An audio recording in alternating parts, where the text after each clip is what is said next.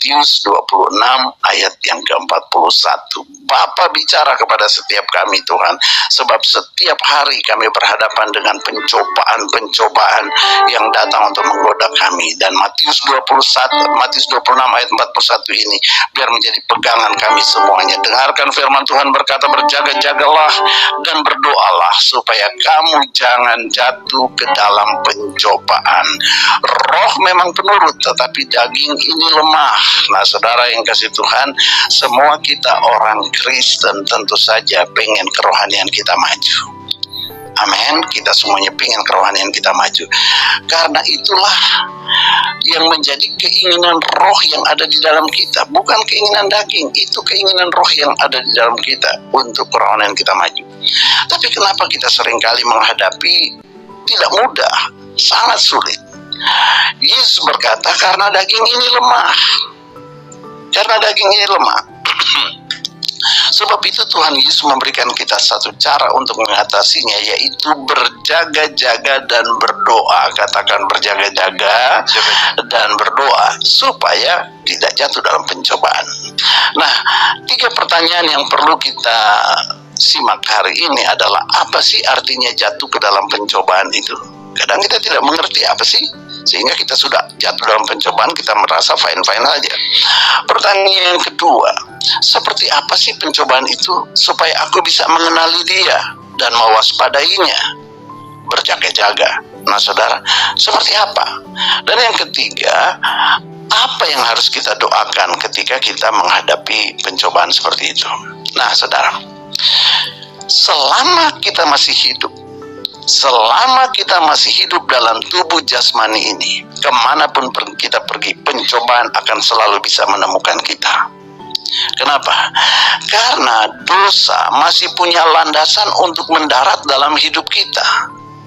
Nah, landasan itu namanya keinginan daging. Itulah landasan dia akan masuk mencobai kita semuanya.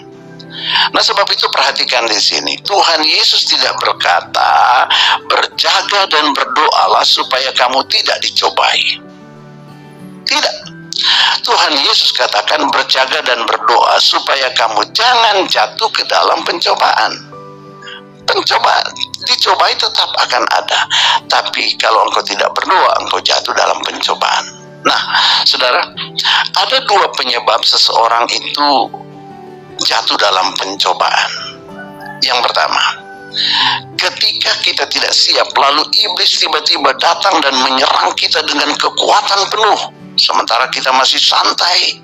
Tiba-tiba ada pencobaan itu. Itu sebabnya Yesus katakan kita harus senantiasa mengenakan selengkap senjata Allah, karena serangan itu bisa datang tiba-tiba dengan intensitas yang besar.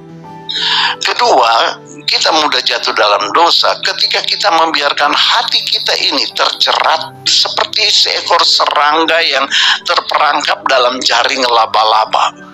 Kalau saudara perhatikan, ada serangga di jaring laba-laba, dia berusaha sekuat tenaga, tetap tidak bisa lepas sampai laba-laba itu datang dan menyantap dia. Nah, itu sebabnya, saudara. Dalam keadaan seperti itu, ketika kita terperangkap di dalam pencobaan, saudara, jiwa kita ini rasanya seperti terbelah. Di satu sisi, sebagai anak Tuhan, roh mau berkata tidak.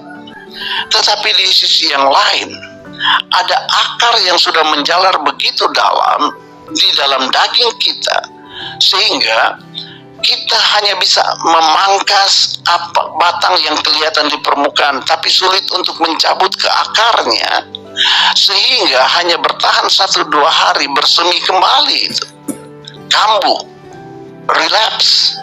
Nah, saudara, itu sebabnya Yesus berkata berjaga-jaga. Nah, berjaga-jaga itu tindakan preventif. Artinya sebelum kita diserang, kita sudah harus berjaga-jaga. Sebab kalau sudah diserang, nah saudara, biasanya itu akan lebih berat. Saudara, satu hari ada seorang telemarketer menelpon dan kemudian menceritakan produknya. Produk pinjaman, katanya ini pinjaman ringan, ini sangat menolong dan sebagainya. Nah, sekalipun kita pada waktu itu tidak tertarik sama sekali, karena kita tidak membutuhkan kredit tanpa agunan lah apalah ya. Nah sebenarnya kan begitu mudah kita berkata dengan tegas, maaf saya tidak berminat, saya sedang sibuk, maaf saya tidak bisa melayani Anda, titik. Tetapi seringkali karena kita merasa sungkan atau kadang-kadang kasihan, apalagi kalau yang terima itu yang terima telepon cowok, kemudian yang di seberang itu cewek, waduh itu biasanya itu sangat menggoda. Atau yang terima ibu-ibu rumah tangga yang di sana suaranya cowok, mungkin terbayang ya sudahlah. Akhirnya ada campuran rasa sungkan dan kasihan, dan apa yang terjadi, kita tidak berani untuk cut, kita membiarkan dia terus saja ngoceh. Nah saudara, dan percayalah dia akan meyakinkan Anda bahwa Anda membutuhkan produk ini, saudara, dan bahwa produk yang dia tawarkan pasti akan memuaskan Anda. Itu terus masuk dalam telinga kita ya, di handphone kita. Nah kemudian kalau engkau membiarkan terlalu lama, hubungan komunikasi pasti akan terbangun. Anda akan mulai tertarik memperhatikan, merenungkan kata-katanya. Selanjutnya Anda akan mulai mengajukan beberapa pertanyaan sekedar untuk meyakinkan dirimu bahwa yang dia katakan itu benar. Nah saudara, pada titik inilah Anda akan mulai masuk dalam perangkap dan akhirnya menjadi sulit untuk berkata tidak. Kenapa? Sebab godaan itu bukan lagi ada di telepon genggam Anda. Waktu engkau mulai berinteraksi, maka godaan atau pencobaan itu sekarang sudah mendarat, sudah ada di dalam dagingmu, di dalam hatimu. Dan pada saat itulah pencobaan itu mulai mengendalikan kehendakmu. Nah, disitulah hatimu mulai terbelah antara kebutuhan dan keinginan, akal sehat dan tipu muslihat. Saudara, di situ kita terbelah. Sebab itu Yesus berkata, kamu harus berjaga dan berdoa sebelum kamu terpojok pada posisi sulit seperti itu. Nah saudara, sebab pencobaan akan selalu datang, dan jika kita mengizinkannya masuk sedikit saja, kita akan menghadapi kesulitan yang besar. Nah saudara, pencobaan itu ibarat seorang pemain catur yang handal. Dia akan dengan cermat dan perlahan-lahan membangun kekuatan dengan menempatkan batu caturnya itu pada posisi-posisi strategis di atas papan catur itu. Dan kita akan melihat sedikit demi sedikit dia akan mulai menguasai teritori kita. Dia mulai melemahkan kekuatan kita, dan akhirnya dia memojokkan raja yang menjadi lawan. Dia akan memojokkan kita, dan akhirnya kita tidak punya ruang untuk bergerak lagi, kejepit, dan akhirnya oke deh, boleh deh. Dan saudara, setelah semuanya engkau katakan boleh, engkau mulai baru terpikir, gua kan gak butuh dana ini, gua kan gak butuh, berapa bunganya gua mesti bayar, belum cicilan, bagaimana kalau begini begitu. Anda sudah terlambat. Sebab itu saudara, demikian juga dalam hal bisnis, dalam hal peperangan secara militer juga demikian. Kata kuncinya adalah ambil posisi, kuasai posisi strategis dalam hidupmu, dan pertahankan posisi itu, jangan undur setapak pun. Katakan tidak dari awal kalau tidak. Nah saudara, itulah yang terjadi juga pada Yudas Iskariot. Itu juga yang terjadi pada Kain ketika membunuh Habil. Saudara, mengizinkan sedikit masuk dan akhirnya dia jatuh di dalam persoalannya sangat besar. Itu sebabnya ya firman Tuhan berkata, kitalah yang harus menjaga hati ini dengan penuh kewaspadaan. Berjaga dan berdoalah supaya pencobaan itu jangan sampai masuk dan menduduki posisi strategis di dalam hidupmu. Nah saudara, sekarang apa artinya berjaga-jaga?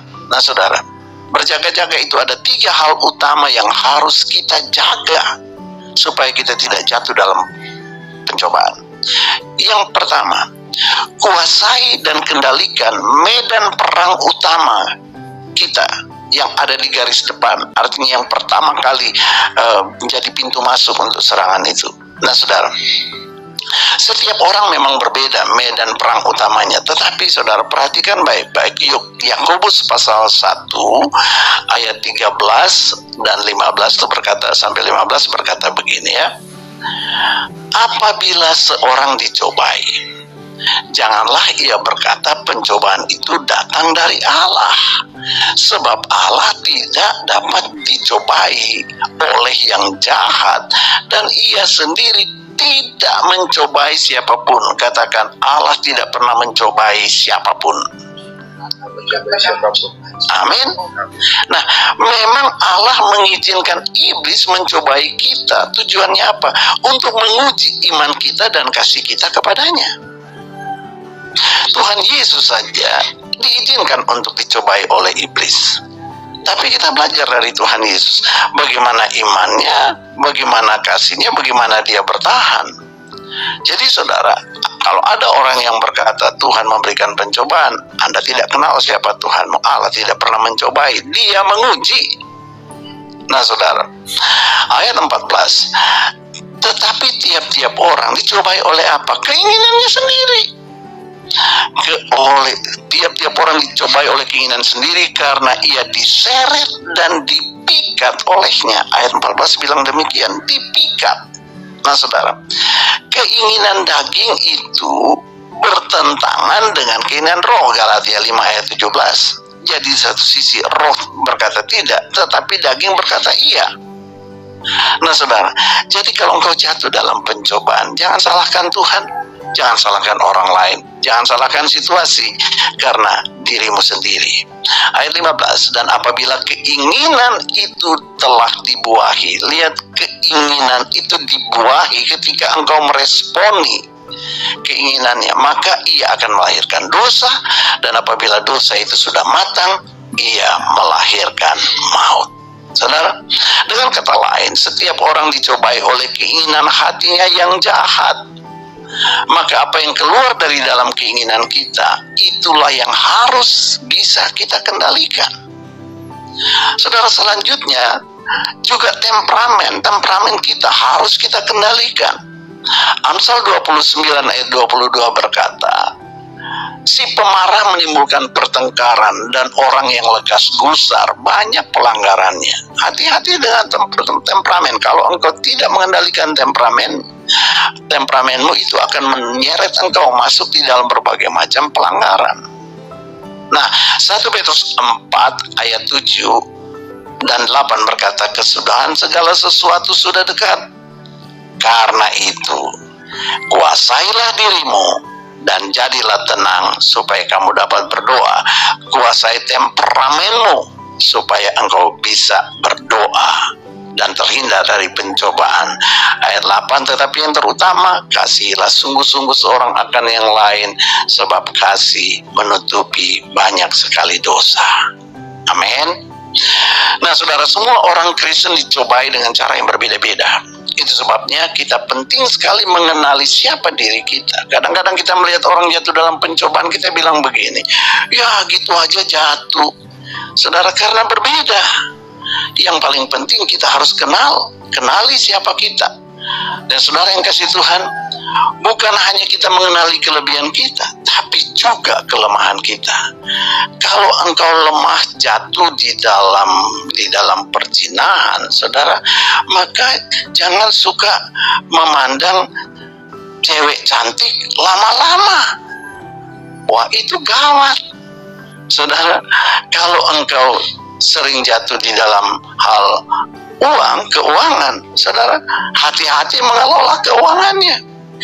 Saudara, lihat kejatuhan Daud dengan Bersyeba. Saudara, itu bukan karena Bersyeba mandi dia jatuh. Jangan salahin Bersyeba, tapi itu karena Daud menuruti keinginan dagingnya.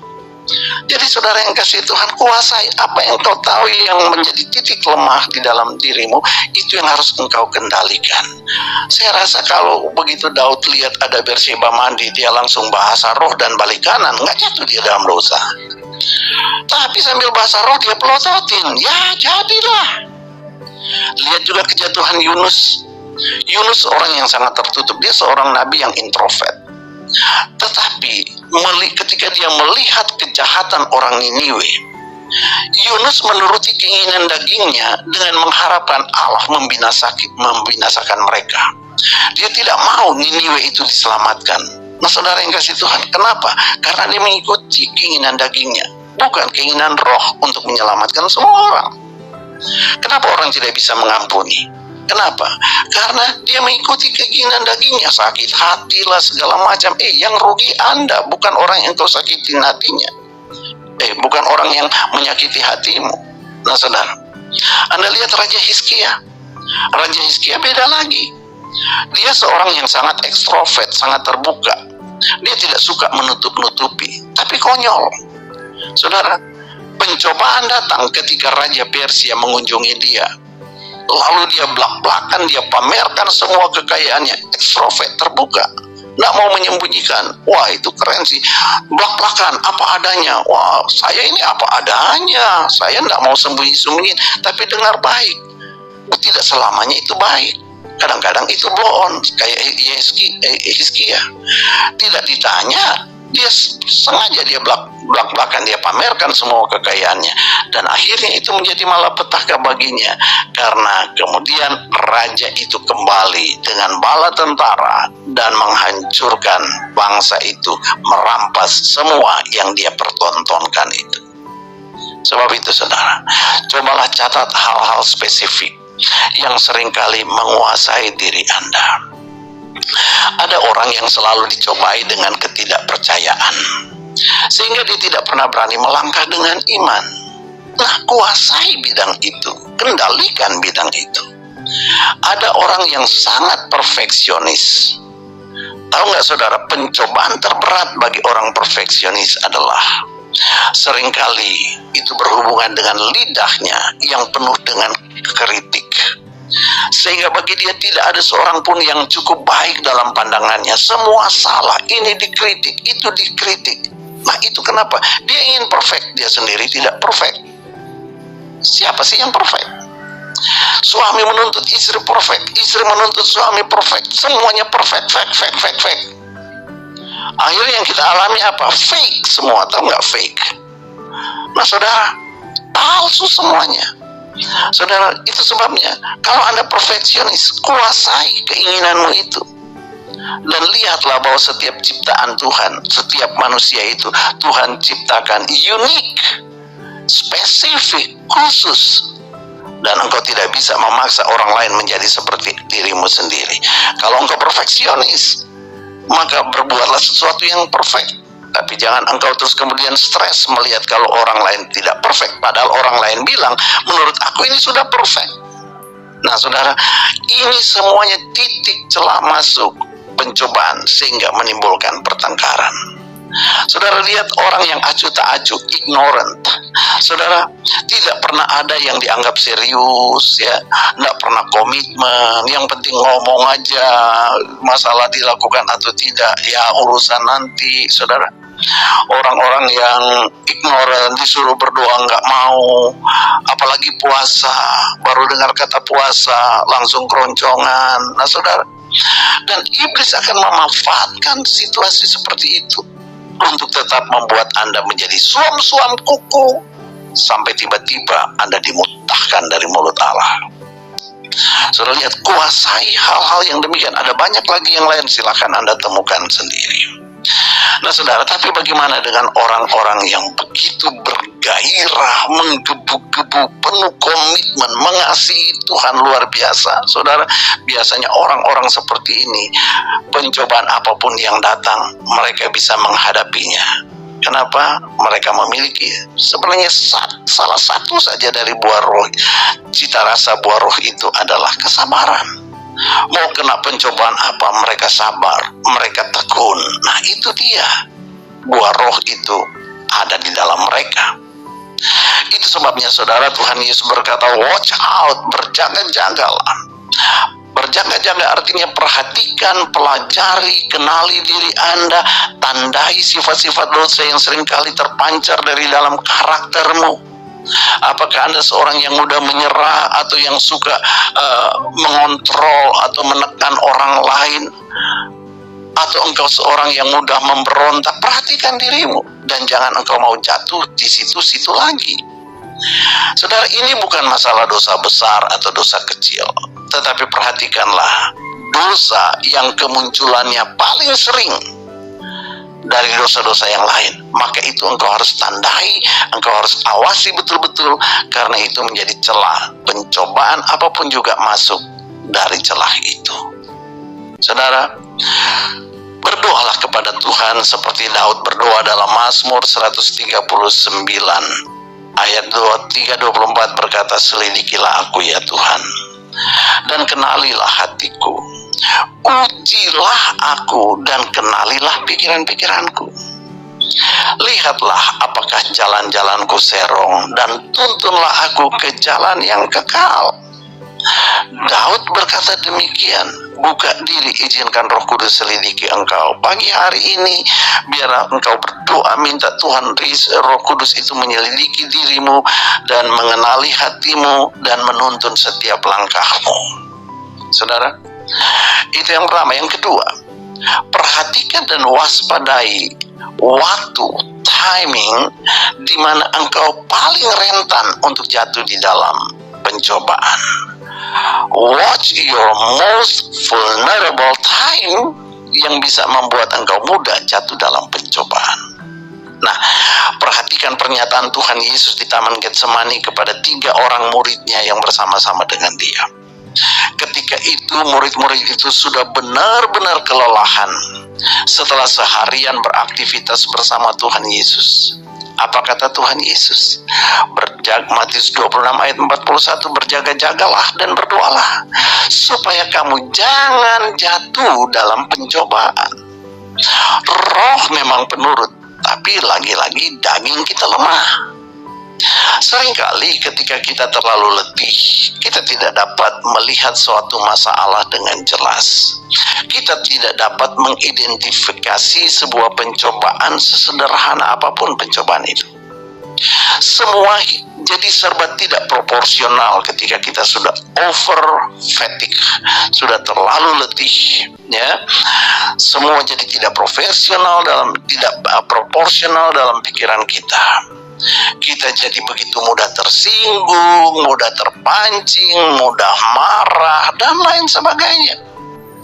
Nah saudara, itulah momen-momen ketika engkau letih, engkau harus kawal betul-betul. Jangan sampai iblis pencobaan itu masuk dari situ. Ketika tubuh ini letih, kita akan sangat rentan jatuh ke dalam pencobaan. Makanya di saat letih itu Tuhan Yesus bilang berjaga dan berdoa. Saudara ingat, dengan 12 murid Yesus sudah 3,5 tahun mereka bersama-sama dengan Tuhan Yesus. Sudah ada ikatan batin yang sudah terbangun dalam hidup mereka. Namun waktu itu ada satu di antara mereka membuat keputusan yang fatal, mengkhianati Tuhan Yesus. Nah, saudara tahu, satu orang mengkhianati Tuhan Yesus, tetapi yang 11 yang lain itu terdampak. Saudara, mereka tidak mengkhianati Yesus, tapi mereka lari meninggalkan Tuhan Yesus. Nah saudara, saya ingin menasihatkan Anda, ini juga salah satu momen yang harus kita kawal. Ketika ada seorang teman Anda gagal, itu saatnya Anda harus berjaga dan berdoa. Jangan anggap enteng pengaruh keputusan yang salah dari seorang sahabatmu. Itu bisa membuat engkau juga berbuat kesalahan. Jika ada seorang sahabat yang jatuh dalam perzinahan misalnya, maka apa yang ia lakukan itu akan masuk dalam pikiranmu. Dan saudara, Anda mulai berpikir, ya enak juga ya, dia bisa kok, kenapa aku nggak bisa? Nah saudara, itu hati-hati, dan Anda bisa rentan untuk jatuh dalam pencobaan yang sama. Karena yang Anda renungkan apa? Bukan, aduh dia ini jatuh dalam dosa, wah dia ini bisa begini dan begitu. Tapi yang kita renungkan apa? Waktu dia sedang selingkuh, Anda renungkan. Lah, saudara, hati-hati. Begitu juga jika ada teman kerjamu dalam satu perusahaan misalnya, dia tidak puas dengan atasannya, lalu dia memberontak. Saudara, hati-hati, apa yang dia lakukan itu akan menggoda engkau untuk ikut-ikutan, sekalipun engkau sebenarnya tidak ada masalah dengan atasanmu. Dan ini yang sering kali terjadi, saudara. Sebab itu, perhatikan momen-momen di mana engkau sangat rentan untuk jatuh dalam dosa. Di situ engkau berdoa sungguh-sungguh supaya engkau tidak jatuh dalam hal yang sama. Yang ketiga, yang terakhir, kendalikan pengalaman masa lalu. Saudara, pencobaan terberat dan godaan terbesar untuk menyerah kalah adalah kegagalan masa lalu. Itu pencobaan terbesar. Tetapi saya mau beritahu saudara, energi dan motivasi terkuat untuk sukses hari ini dan hari esok juga terletak pada kegagalan masa lalu. Belajar mengendalikan masa lalu. Mengendalikan masa lalu mengubah kegagalan Anda menjadi sebuah energi yang positif. Nah saudara, belajar dari kegagalan masa lalu adalah cara terbaik untuk tidak mengalami kegagalan yang sama. Saudara, pelajari penyebab kegagalanmu masa lalu. Bagaimana kok kita bisa gagal ya dan jatuh waktu itu ya?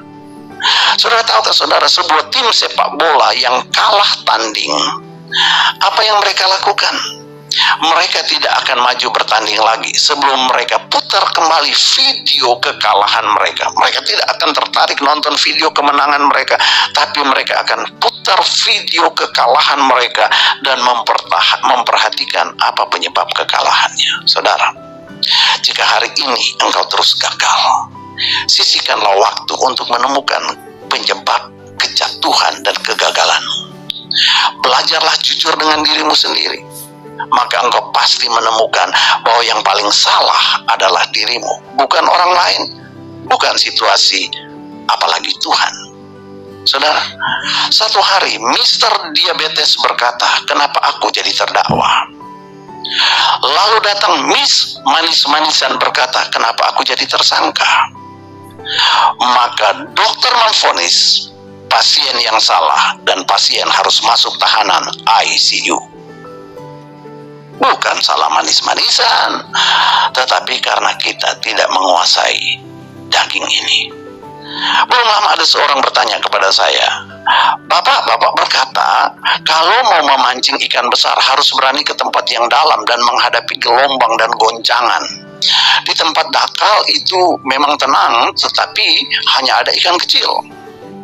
Bapak juga pernah berkata bahwa kita harus berani punya mimpi besar. Dan saya lakukan semuanya itu. Saya punya mimpi besar. Saya tidak mau berurusan dengan bisnis kecil-kecilan, buang-buang waktu. Tapi kenapa saya gagal? Dan gagal lagi, dan akhirnya saya bangkrut. Dan saya cuma mau katakan begini, orang bijak tahu bahwa untuk tangkap ikan besar, umpannya adalah ikan kecil. Maka ia tidak akan ke laut dalam sebelum berhasil berurusan dengan tangkap ikan kecil. Tapi orang bodoh akan langsung ke laut yang dalam, dan dia hanya temukan gelombang dan goncangan. Mimpi besar memang bagus, tapi ingat, tidak ada lift menuju sukses. Engkau harus melewati tangga. Anda paham itu? Bicara sukses, tidak ada ceritanya naik lift. Anda harus naik tangga. Ulangan 28 ayat 13 berkata, Tuhan akan mengangkat engkau menjadi kepala dan bukan ekor. Luar biasa. Engkau akan tetap naik dan bukan turun. Hebat sekali. Apabila engkau mendengarkan perintah Tuhan Allahmu yang kusampaikan pada hari ini, kau lakukan dengan setia. Dengar baik. Janji Tuhan ini diberikan hanya untuk mereka yang ada di bawah, yang mau mendengarkan perintahnya. Dan salah satu perintah itu adalah Matius 25 ayat 21. Jika engkau telah setia dengan perkara kecil, aku akan memberikan kepadamu tanggung jawab dalam perkara yang lebih besar. Saudara yang kasih Tuhan, Daud berhasil menjadi pemimpin bangsa yang besar, tapi dia mulai dengan memimpin 3 ekor domba yang kecil. Belajarlah, kalau engkau belum berhasil dengan yang kecil, lakukan dengan tekun, sebab Tuhan akan percayakan yang lebih besar kalau engkau mau melakukan hal-hal yang kecil. Saudara, saya tutup dengan ini. Amsal 13 ayat 11 berkata, harta yang cepat diperoleh akan berkurang, Tetapi siapa mengumpulkan sedikit demi sedikit menjadi kaya. Wow, saudara, pantang menyerah bukan berarti mengabaikan hal-hal yang sudah terjadi, melainkan belajar dari kegagalan, menerima apa yang sudah terjadi sambil terus melangkah ke depan. Haleluya. Hidup ini penuh dengan pencobaan dan kesulitan. Tetapi saudara, kalau engkau ada di dalam naungan Tuhan yang Maha Tinggi, sebanyak apapun pencobaan yang datang, maka saudara tidak akan pernah menenggelamkan engkau. Haleluya, haleluya.